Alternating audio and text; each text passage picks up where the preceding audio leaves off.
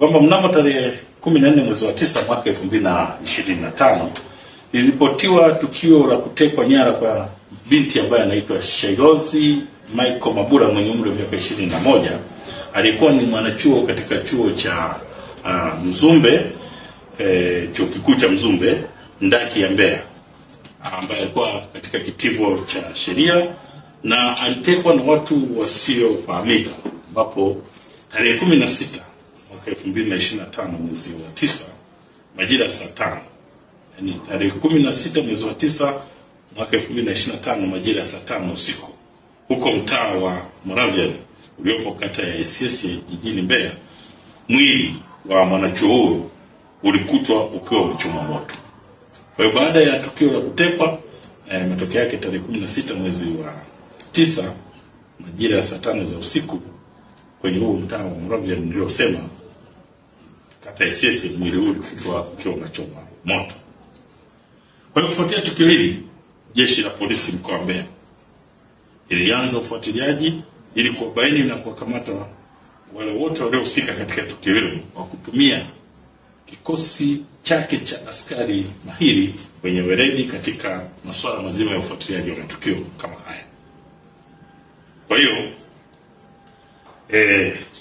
katika ufuatiliaji huo, mnamo tarehe 24 mwezi wa 9 mwaka 2025 majira ya saa 4 za asubuhi alikamatwa mtu mmoja anaitwa Marwa Nyahega John mwenye umri wa miaka 25. Huyu ni mkazi wa Uzunguni A hapa jijini Mbeya, ambaye katika mahojiano na timu ya upelelezi alikiri kuwa yeye pamoja na wenzake wawili ambao ni Edward Christopher Kayuni na Webusta William Mwantebele kwa pamoja walikula njama na kumteka nyara Shailozi Michael Mabula ambaye kwa sasa ni marehemu, kwa lengo la kujipatia fedha nyingi kutoka kwa baba yake mzazi aitwaye Dr. Mabula Michael.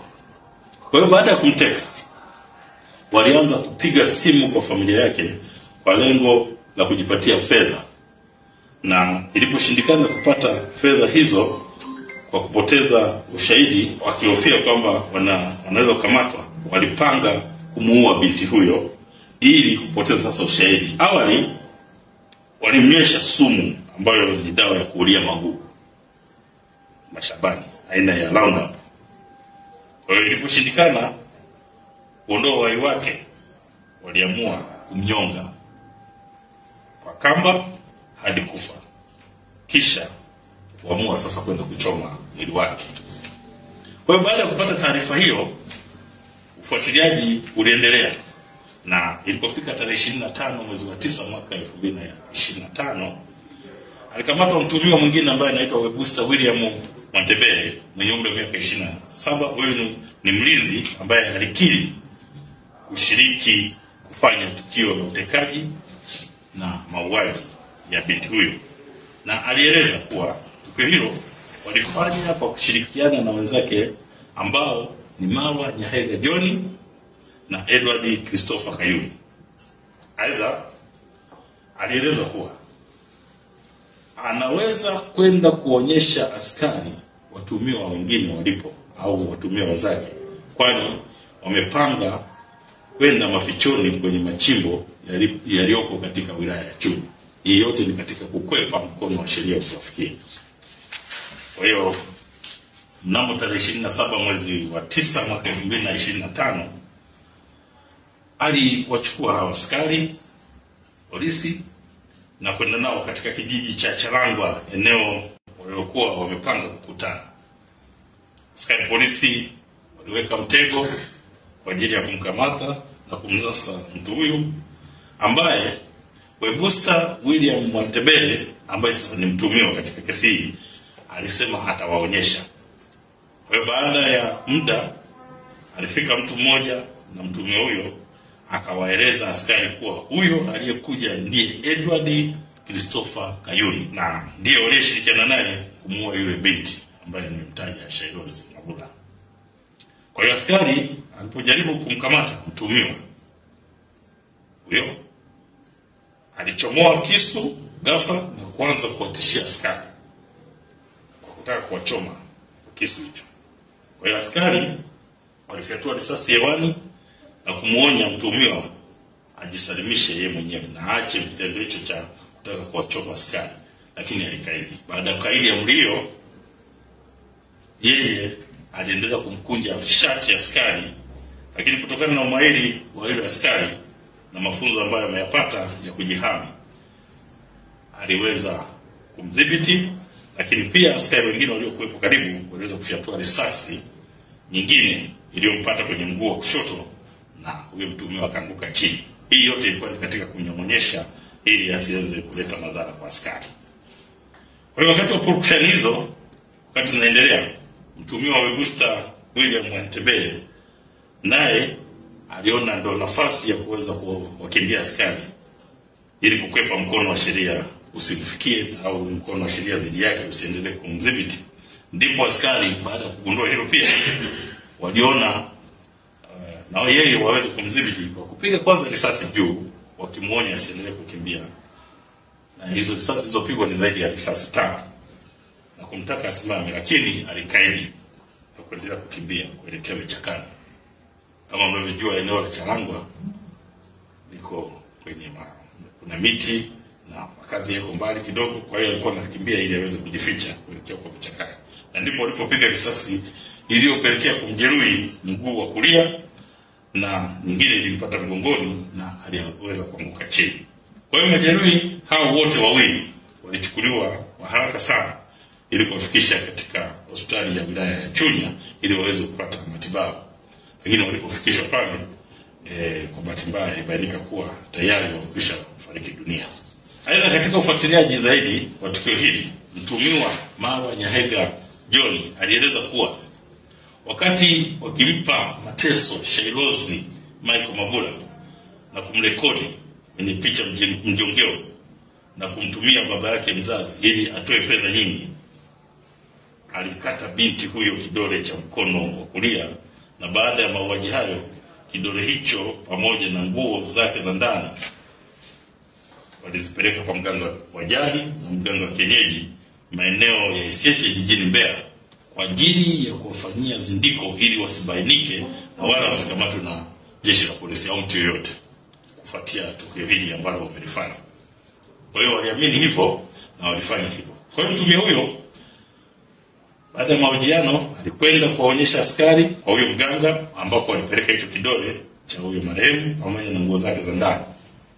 Sasa wakiwa njiani kuelekea kwa huyo mganga, mtuhumiwa Marwa Nyahega John alikupuka ghafla wakati gari ikiwa kwenye mwendo na akajirusha chini kutoka kwenye gari, kitendo ambacho kilipelekea mtuhumiwa huyo alipata jeraha kubwa kichwani. Na kutokana na jeraha hilo, askari pia waliweza tena kumkimbiza katika hospitali ya rufaa ya kanda ya Mbeya ili aweze kutibiwa, tuweze kuendelea naye katika mahojiano, lakini kutokana na jeraha lile na kuvuja damu basi akawa amefariki dunia. Kwa jeshi la polisi mkoa wa Mbeya linaendelea na msako mkali watafuta na kuwakamata watuhumiwa wengine akiwepo huyu mganga wa jadi ambaye ameshiriki sasa kuchukua sehemu ya mwili ya kidole pamoja na nguo za ndani za huyo marehemu. Lakini katika upekuzi wa hawa watuhumiwa ambao sasa ni marehemu kwa wote kwa pamoja, walikutwa wakiwa na pingu 2, vitambulisho 2 vya bandia vya Jeshi la Wananchi Tanzania ya TPDF vyenye picha na majina yao, lakini pia walikuwa na simu zenye picha zinazoonyesha namna walivyokuwa wanatekeleza uhalifu wao na kurekodi haya matukio na kuyorusha kwa mzazi. Wakati huo taarifa kulingana na uchunguzi pia katika simu hizo pia walikuta kulikuwa na taarifa zingine za mawasiliano baina yao kabla, wakati na baada ya kumteka nyara muua huyu binti ambaye anaitwa Shailozi Michael Mabula mwezi wa 9 mwaka 2025. Kabla hili tukio la kuteko nyara kwa huyu binti Shailozi Michael Mabula, ni kwamba hawa watekaji walijaribu kufanya tukio hili la kumteka binti mwingine ambaye anaitwa Adija, ambaye pia anatoka kwenye familia ya huyo daktari. Kwa hiyo binti yule kwa wepesi aliweza kupiga kelele na watu walipojitokeza hii gari iliondoka. Hiyo gari pia tumeifuatilia na tumeikamata. Katika kuionyesha hapo mtaiona, na ile binti amekwisha itambua tayari kwamba ndio hii, kwa sababu alitupa description. Lakini pia tulipowapata watuhumiwa walieleza, na hii gari ni mmoja wapo wa watuhumiwa ambao tumewakamata. Jeshi la polisi mkoa wa Mbeya kufuatia tukio hilo linatoa wito kwa jamii, hasa vijana ambao kwanza ambao wamepata mafunzo ya ulinzi kwenye mfano JKT maeneo mengine. Haya mafunzo wayatumie kama ambavyo yanalenga kwamba wawe ni wazalendo, na watumie mafunzo haya kwa mujibu wa sheria na taratibu, na sio kutumia mafunzo haya kufanya vitendo vya uhalifu. Aidha, jeshi la polisi mkoa wa Mbeya linatoa rai kwa baadhi ya wananchi kuacha tamaa ya kujipatia mali na fedha kwa njia ya haramu, badala yake wafanye kazi halali ya kujipatia kipato, kwani kama mnavyoona uhalifu haulipi na hauna nafasi katika jamii. Kumbuke kuwa wanafanya uhalifu, watu wote wanaofanya uhalifu wajue kabisa kwamba jeshi la polisi mkoa wa Mbeya kwa kupitia askari wake mahiri watafanya uchunguzi wa kina, na kama tulivyokwisha sema kwamba mkono wa sheria lazima uwafikie, na ndivyo ulivyoweza kuwafikia, na utaendelea kuwafikia wale wote waliohusika katika mnyororo mzima wa tukio hili ambalo limesababisha taharuki na kuleta simanzi katika jamii ya jiji la Mbeya na mkoa wa Mbeya kwa ujumla. Kweli ni tukio lilikuwa la kusikitisha na kufedhehesha, tukio ambalo haliwezi kaelezeka na kulimaliza. Lakini baada ya kutokea hili tukio, moja kwa moja nilitoa taarifa kwa jeshi la polisi. Polisi wakaanza kazi, wamepambana mpaka hapo wahalifu pengine wasio wote, lakini mpaka asilimia kubwa jeshi la polisi lilifanya kazi kubwa, lilifanya usiku na mchana. Kuanzia siku ya tukio mpaka hapo, baadhi ya wahalifu kupatikana wote na kutiwa nguvuni ili waende kwenye mikono ya sheria. Jeshi letu limefanya kazi kubwa sana, akiwepo kamanda wa RPC mkoa na wasaidizi na timu yote nzima, mkuu wa upelelezi mkoa, wilaya na vijana wao wanafanya kazi kubwa sana. Walikuwa walali, wamepambana tangu siku ya kwanza mpaka mwisho, mpaka ilipofanikiwa kwa muda mfupi wamefanikiwa kuwatia nguvuni wahalifu. Kiangalia zaidi, wao walikuwa wanahitaji kiasi cha pesa ambacho mimi nitoa taarifa haraka polisi, na katika kuendelea na upelelezi sikuweza kuitoa hiyo hela yote waliokuwa wanahitaji, lakini ili muda uende jeshi la polisi kama lakini mimi nawaasa vijana sasa kufanya kazi, waache kupata hela kirahisi, sababu bila kufanya kazi ndio wanajiingiza katika matukio haya ya ofyo ambayo sio rafiki na jamii.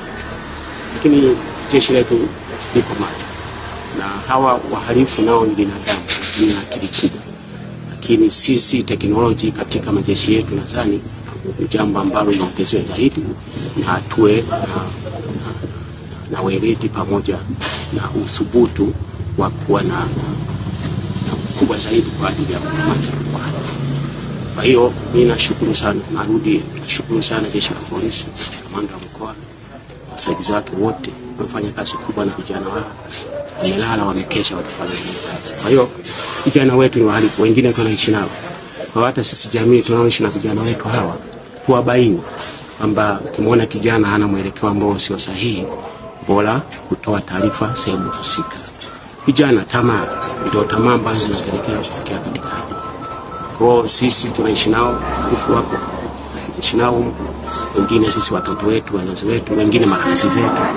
Kwa tuwe na sisi ni walinzi. Jukumu la ulinzi ni mwananchi mwenyewe. Kila mtu ni mlinzi kwa taifa lake.